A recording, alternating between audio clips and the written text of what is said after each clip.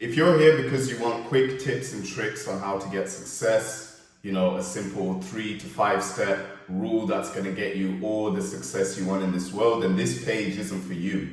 We go in depth about identity change, mindset shifts, and actual actions that you can start taking to become the sort of person you want to be. Not just put on a fake persona and act as if you're successful when you're not. This is for people who are authentic, people who are real. I've got a newsletter called The Next Chapter. Click the link in the bio, subscribe. We're going to be going in depth about how you guys can actually start making a change in your life. Let's go. So listen guys, this is the simple truth. Strangers will always admire you more than your actual friends and family. And for a long time, I used to take that personal. I used to think, why is it that when I do something, a project, maybe I'm working on myself, it doesn't seem to be my friends that have the biggest support. It's always people who aren't the closest to you who happen to support you. And I used to take it personal as if it's only me that goes through this and maybe I need to change my friends. Maybe some of you guys have had the same thoughts. You're working really hard on something and the people that you love, you're expecting them to have your back, to be, maybe posting your content that you're putting out. Maybe if you're writing a blog, you want them to, share to other people. If you're a musician, I know that journey. You're making songs, but people don't seem to listen or anything like that. And when you're at the very bottom, you take it personal also because you need that support. Maybe you've got doubts and really you're relying on the friends closest to you to maybe help you with sort of staying on that road, but you realize very quickly that you are the only person you've got. If you don't have self-belief in yourself, nobody's going to support you. Nobody's going to even try to push you in the right direction. It's up to you to cultivate that motivation to actually achieve your dreams. Now, what you've got to understand is that the people closest to you can never support you because there's a range of different things that stop them from being able to support you. One of the main things is they have an easy way to access your time.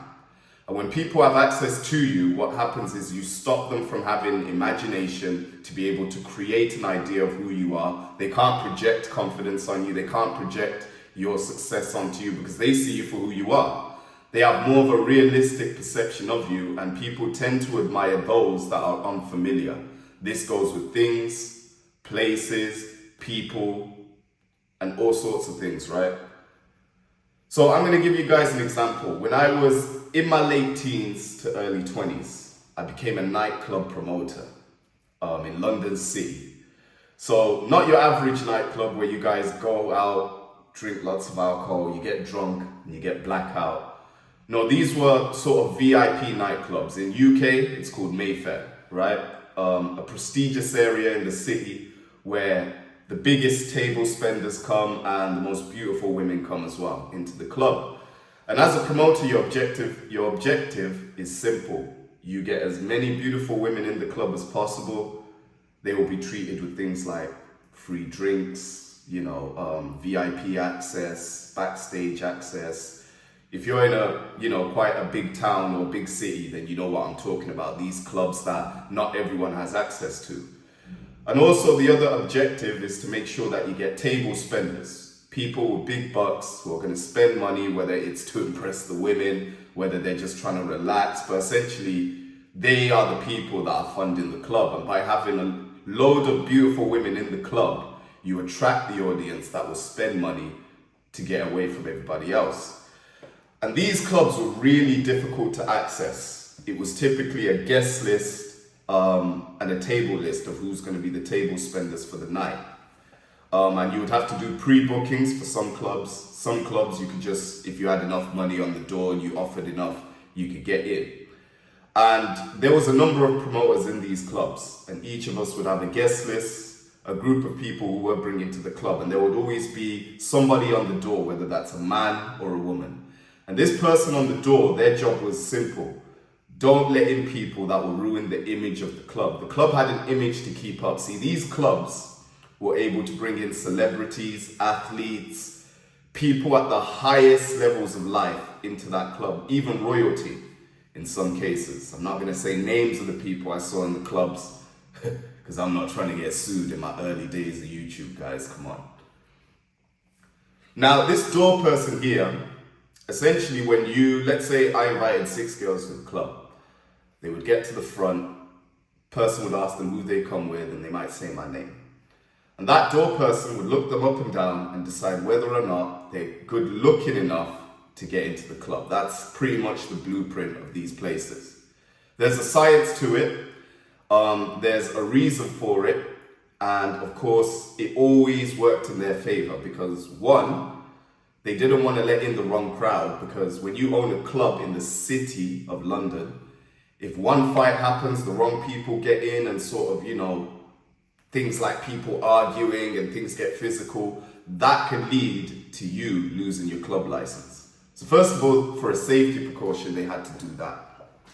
From a business point of view, the best looking women, they wanted to look like the go-to spot. When you're in the center of a city, you've got so much competition around you that you've got to make sure that your place is spoke about after people leave. And if they go in there and there's all beautiful women, beautiful people, dressed in a certain way, and they, prestigious, spending money, having a good time, then you know for a fact that they're going to go away and talk about this, and that's going to attract a crowd later on, because, word gets around quick in these sort of cities when it comes to the nightclub scene.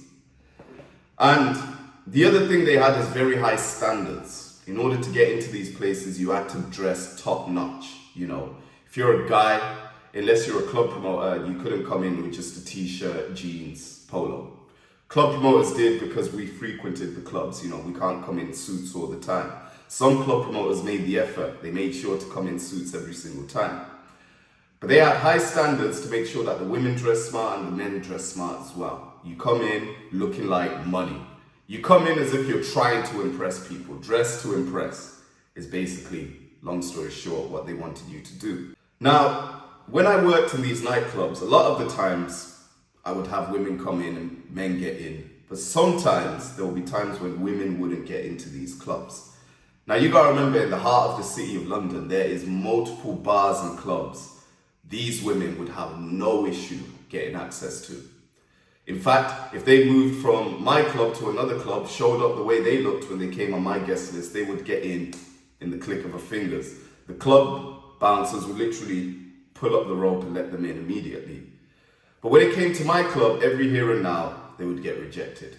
Maybe there was someone in the group the door person didn't like. Because you gotta remember, when you invite one girl, you might invite one girl and you say that girl fits the image that this club is looking for. Not all 5 of her friends are also going to fit the image that this club was looking for. So by the time they come to the club and the door people reject them, you would think that, they're just going to look at that and say, if this club doesn't want me, then I don't want to go into this club anyway. And, they're just going to go about their day, mind their business. But the first thing that would happen, I would typically notice, is they would be offended, right? That they didn't get in, and they would get angry at me, because the excuse was never, you can't get in because of this. It was always some blasé excuse that these clubs use. Maybe the door person just looked them up and down and said, not tonight, bluntly, they felt disrespected. So they'll come up to me and they start complaining. This would happen to multiple club promoters. This happens all the time. If you know what I mean, you know what I mean.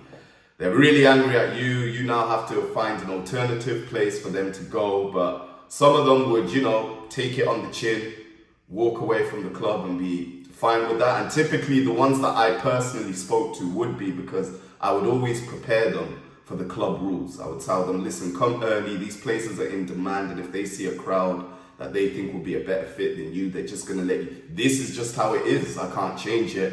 And women, for the most part, when you're really authentic with them, I find a good experience is they don't typically give you drama later on. What happens is when you gas them in their head and you tell them, oh, you're going to get in, you're going to get this, and then they don't come out, especially the birthday girls. Wow, those were not happy when they didn't get in.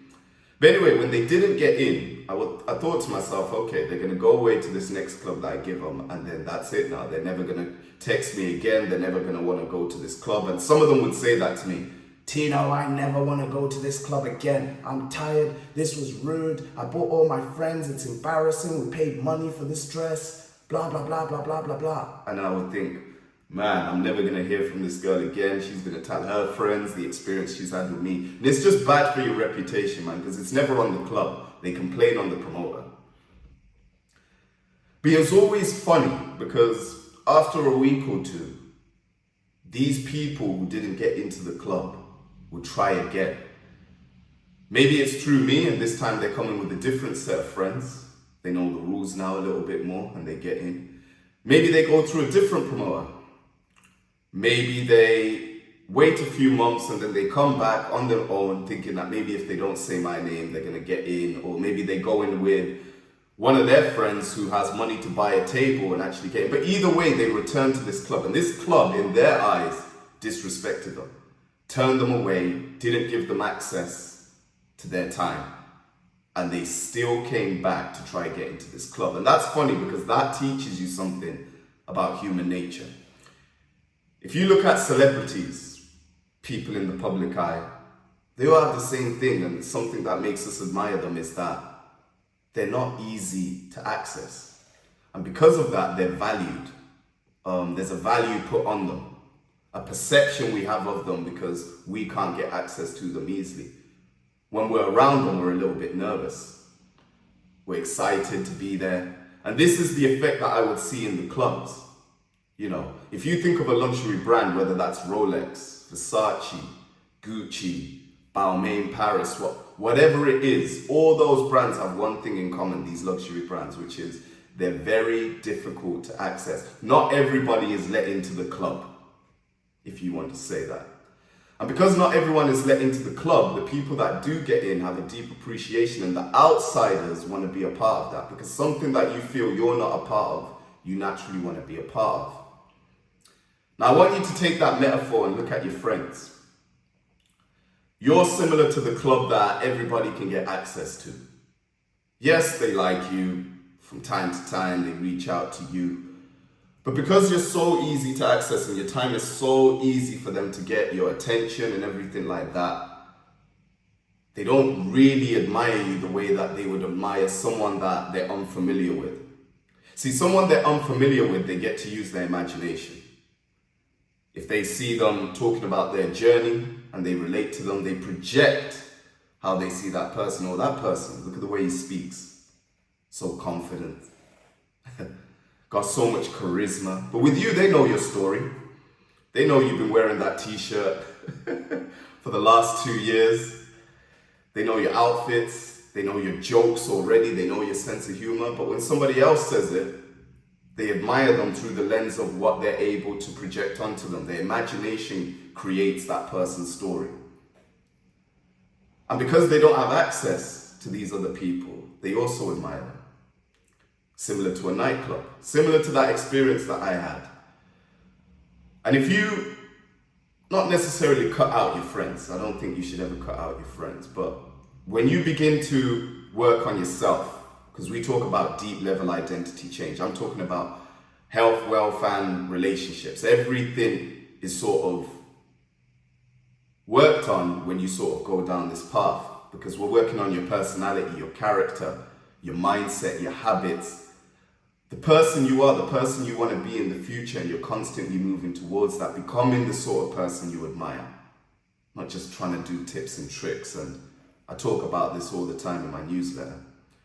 But when you start to become the person you want to be, what you'll realize, first of all, is that there's so much work you have to get done that you have to fit this into your timetable, your schedule, to say that the least. And when you fit it into your schedule, you're slowly going to have less and less time to spend with friends. You're going to become hard to access. Maybe you're filming like me. This takes up hours. Maybe you script. I try to do minimum scripting. I come up with an idea. I then write it down, a few bullet points, and I start speaking to the camera. And the reason I do it like that, and you guys will probably hear me mess up in a lot of my speeches, is because I want to learn how to speak to a camera for a long time without sort of, relying on something to look at. I just think the skill of free associative speaking is just important. But as you get less and less time to spend with them, you're going to see them reach out more. Have you ever been in a relationship where in the relationship it felt like your significant other just doesn't appreciate you? The gifts you give them, they don't care. The compliments you give them, they don't care. You know, they say thank you and everything like that. But when somebody who doesn't usually speak to them gave them a compliment, they actually enjoy it more. They're like, wow, thank you so much. They're more grateful for those compliments. And you think, I do so much more than this person, yet you admire what they said more than what I said. Why is that? What's going on? It's because of what I said earlier. They don't have access to this person. You know, your time is too easy to access. And when that ex, or maybe it's your current relationship you're in, when that significant other stops spending time with you, and maybe you start going to the gym or you start working out on yourself, whether you're a man or a woman, and your life just looks like it's elevating, you have more important things than them. They spin the block. Like I said, difficult to access. And these luxury brands, this nightclub, they also have high standards. You need to start having higher standards for yourself. Not necessarily cut out your friends and try to find friends with higher standards. But you just need to understand, look, when somebody isn't giving you attention, or they're not showing you the love and support that you want, it doesn't matter. Don't focus on them. Focus on the people who are supporting you. Because at the end of the day, there is someone who's going to relate to your voice, your story, your background. They're going to watch what you do, or they're going to see you pursuing something, and they're going to say, you know what? We support you. As much as your friends and family don't support you, there's a lot more strangers in this world. And there's strangers who will support you who don't support their friends. Start understanding human nature. Stop taking it personal. It's nothing personal. It's just the way we are. Matter of fact, you and me, this isn't a them thing. This is a us thing. I've had instances where my friend, maybe who I'm speaking to every single day, stops speaking to me. He goes on holiday.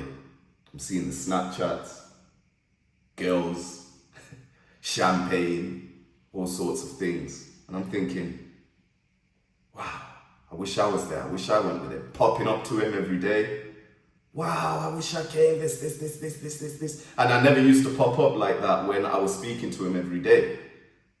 Start seeing this in yourself, because once you start seeing it in yourself, you start to understand, oh, this is just how we are. This isn't personal. And as time progresses, as you begin to make progress and strangers begin to admire you, or maybe, you know, you get other people who are trying to get access to your time, these friends, these family members, they will begin to see it, because they will then begin to see through the lens of these strangers, these characteristics you have. And take it for what it is. What your friends are doing is just a reflection of us as humans. If you like that, guys, like, comment, share, and subscribe. I'll see you guys in the next video. Like I said, we go into depth on sort of human behavior, human nature, and we actually give you guys sort of, you know, concepts to take on board, new ideas, new philosophies, moving forward, so that you start walking through life looking at it through a different lens. My name's Tino. Let's go.